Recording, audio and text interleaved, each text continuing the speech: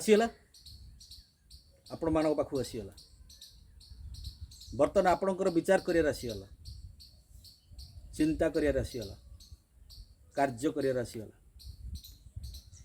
सेटा हूँ आपणकर आत्मसमीक्षार समय से जो आत्मसमीक्षा आपण करुछंती विगत दिन ठू आरंभ कर बर्तमान भितर आपण माने कौन परिस्थिति रे पड़ी नाहंती दुख ग्लानि भितर जाई नाहंती रोग आपण हेई नाही कष्ट पाई नाहंती भाबी नियंतु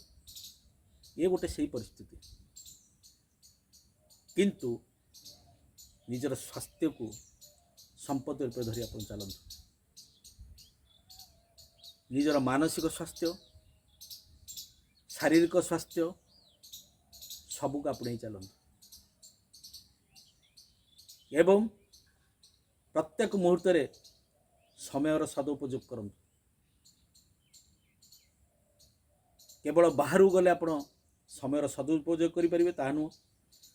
घरे रहिले भी आपणकर आप समय उपयोग करें मनीष जदि सब कर तो भगवान ही था भगवान मध्यम भी असुविधा पड़ जाए आज कौन आपणकर से प्रभु आराध्य देवता जगन्नाथ भक्त मान को देखा करने चाहूना ना जो मैंने आज कष्ट दुख भितर अच्छा से सुख पाइबा चाहूना से दुख परिसमाप्ति हम निश्चिंत आम सुख फेरी पाइबा ये तो संसार विधिर विधान मनुष्य समस्त गोटे स्वर कहतु जे जेकोसी परिस्थिति आसुना कहीं जहाँ होना कहीं आम्भे यार मुकाबला करने आम पाखे से शक्ति अच्छी सामर्थ्य अच्छी शौर्य अच्छी वीर्य अच्छी सहनशीलता अच्छी सर्वोपरि आमर निज उपर निजर पूरा आत्मविश्वास अच्छी तापर आमर आसीज आज्ञा पालन आदेशर को अक्षर अक्षर पालन करिया पड़िबो जदि आम आदेश को अक्षर अक्षर न पालन करिबा निजको निजे आम ठीक परिस्थिति न होवा पर्यंत सुरक्षित रखि न परिबा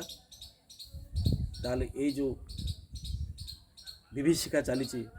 एथिरे में झास पाई नष्ट हो जीवो ए समाज नष्ट हो जीवो ए सुंदर स्वप्नर पहाड़ रे आमे तले पड़ी नष्ट हो जीवनटा नष्ट हो केते चिंता केते आशा केते अभिलाषा सब लोप पाई तेणु आम्भको आमे सजाग रहा पड़ो शिखा पड़ो कार्य परिणत करा पड़ो तत्सहित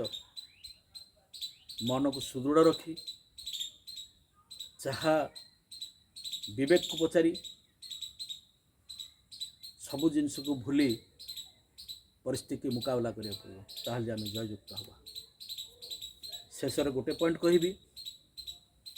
जोटा कि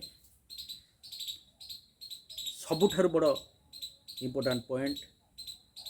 जहाँ कि आमको बचापी पूरा सहारा दब से हूँ समर्पण आमे समर्पण हो जावा निज पाखे निज को समर्पण करदबा परिवार पाखे समर्पण होगा पड़ो सरकार पाखे समर्पण होगा पड़ो समाज पाखे समर्पण होगा पड़ो एवं जी आमर सृष्टिकर्ता जी आमर पालनकर्ता जी हूँ आमर आराध्य देवता प्रभु से जगन्नाथ पाखे आमको समर्पण होगा पड़ो ईश्वर हूँ आल्लाह हूँ कि आमर प्रभु हूँ समस्ते आज तांकर पिला मानू केभे नष्ट करिया को देबे ना आशीर्वाद अच्छी किंतु एमती परिस्थिति आसे जुगे जुगे अच्छी ବି ରହିବ। କେବଳ ଆମର ରହିବା ଦରକାର ଆମର ନିଜର ମନୋବୃତ୍ତି, ନିଜର ଚିନ୍ତା, ନିଜର କାର୍ଯ୍ୟଦକ୍ଷତା, ନିଜର ଆତ୍ମବିଶ୍ୱାସ ସବୁକୁ ନେଇକି ଆମେ ଯଦି ଆଗେଇ ପାରିବା, ତତ୍ସହିତ ସବୁ ଥିଲେ ମଧ୍ୟ ଯେତେବେଳେ ମଣିଷ ନିରୁପାୟ ହୋଇଯାଏ